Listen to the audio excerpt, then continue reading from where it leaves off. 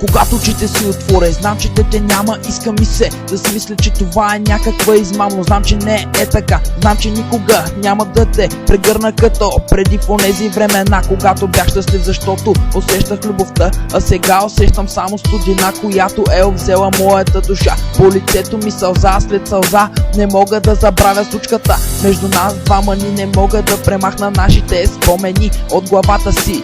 Лицето ти още е пред мен, но не като преди, усмихнато всеки един ден.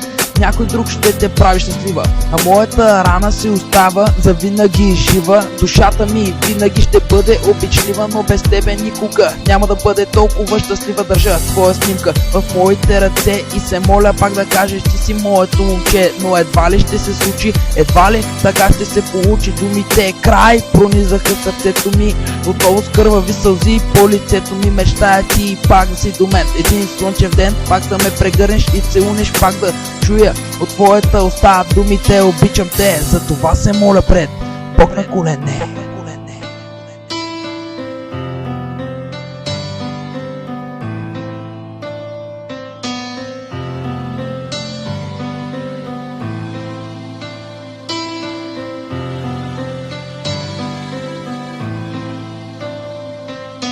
Помня първата ни среща, първата целувка беше толкова гореща. Сега самотата струва ми се адски зловеща. Сега всичко е като филмова лента в гърдите ми.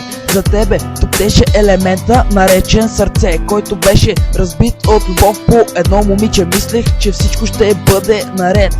Мислех, че за тебе аз съм най-отпред, но явно съдбата ни е разделила. Явно съдбата така го е решила. Искам пак да усещам твоето ухание, нови целият съм изпълнен в страдание. Давя мъката в алкохол, без теб се чувствам сякаш съм гол. Съдбата с мен се подиграва, тя мен ме разиграва. Ти не излизаш от моята глава, можеш ли да ми обясниш защо е така? За тебе плача сам в нощта и прегръщам твоята възглавница, на която ти си спала. Но от моите сълзи цялата е обляна, твоите ласки няма да забравя. Това и да искам не мога да направя.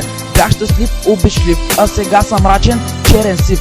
Влюбен, загубен, животът ми без теб е толкова погубен.